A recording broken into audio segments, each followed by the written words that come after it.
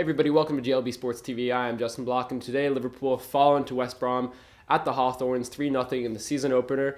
This makes 4 straight years that Liverpool have gone their season opener without winning, and by far this is probably the ugliest out of all of them. Now for the first 42 minutes of the match, this wasn't an ugly game at all. Both sides came out to play football, which I liked, and it was a good match for 42 minutes until off a corner kick, West Brom scored a miracle goal. I forget the name of the West Brom player, but he took it off a volley and just rifled it in near post against Reina. But the way the game was going up to that point, you would have favored Liverpool to at least get a result in the second half. Liverpool in the first half honestly looked like a better team, even though the scoreline didn't reflect that. Lucas and Joe Allen were tag teaming guys in midfield. Joe Allen was maintaining possession like he should. Luis Suarez was causing all kinds of problems. Probably should have even had 2 goals in the first half.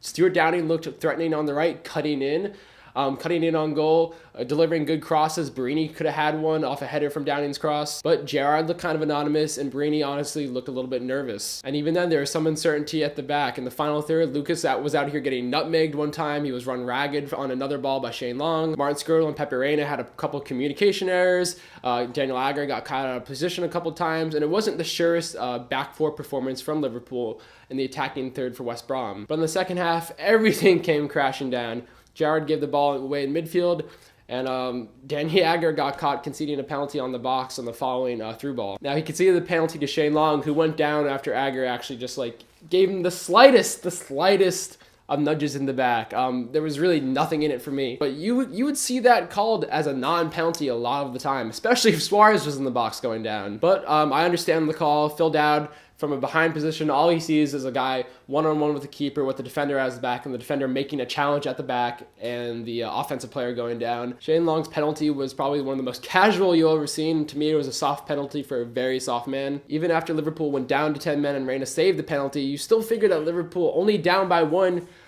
would still be in to get a result. It'd be a very difficult challenge for Liverpool to sort of get up and try to get a result against a very well-disciplined, defensively tight Steve Clark side. But all of that was wiped away a mere 4 minutes later when Martin Skrtel conceded a penalty. He tried to run the ball out from the back, got pickpocketed by Shane Long. Didn't really challenge Shane Long at all. Shane Long sort of stole the ball and then immediately went down. To me, that was an even more dubious call than the other one. Not a penalty in my book. Shane Long did not step up for this penalty. He slotted it home, and from then on, Liverpool were kind of done. What was really despicable for me was on Twitter during the game, after the game, people were already calling for Brendan Rodgers' head. People were already posing questions. Well, if Liverpool lose 3-0 here and they have Manchester City, Arsenal, and Man United, 3 games that Daniel Agger will probably not be in since he receives a 3-match ban, or presumably he'll receive a 3-match ban for his red card, although Liverpool might try to appeal that.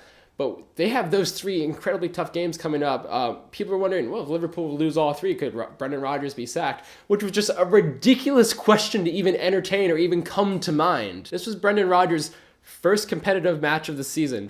First competitive match. He has more on his plate than probably any manager in the EPL. I outlined this on my website last month. Brendan Rodgers is a man who has to rebuild the squad from the ground up to his liking. He has to implement a very specific style into a club in basically a span of a year without pissing off all the fans. The fact is, Brendan Rodgers needs at least a 1-year honeymoon from Liverpool, and I've been saying this across many videos on Twitter and my articles. He needs 1-year honeymoon to straighten this out. Liverpool fans need to have way more patience with him. I'm not saying that a 3-0 result to West Brom is acceptable for Liverpool by any means. It's absolutely not. You want Liverpool, you expect Liverpool to get 3 points.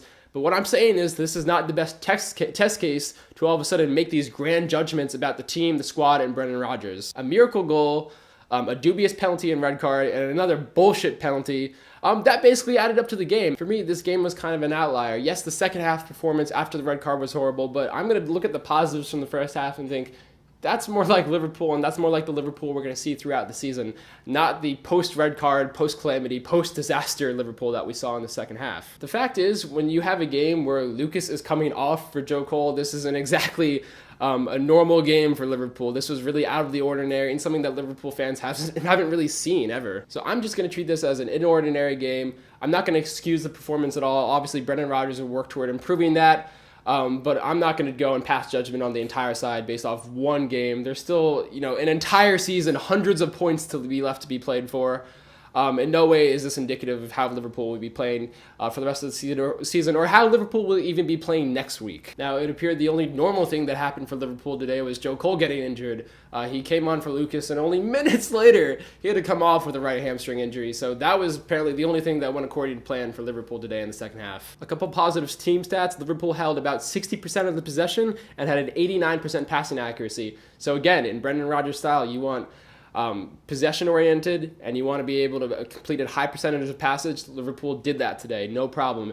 And even after the red card, the possession only dropped by 3%. So Liverpool still maintained possession, and they didn't completely abandon what they wanted to do on the pitch. You can see that from the possession stats and from the passing stats, the blueprint is there. It's just that the other 90 yards are still yet to come. Also, I want to give a quick mention to Joe Allen. He completed 96% of his passes today. He won 3 tackles as well, all 3 of his tackles, and he and Lucas really just tag team guys in midfield. He performed his role today. For me, he was the only really positive player out of the entire side. So again, patience, Liverpool fans. My mantra this season is shut the fuck up and support, and I think that's what we should all do after this game. There are many, many points to be looking forward to.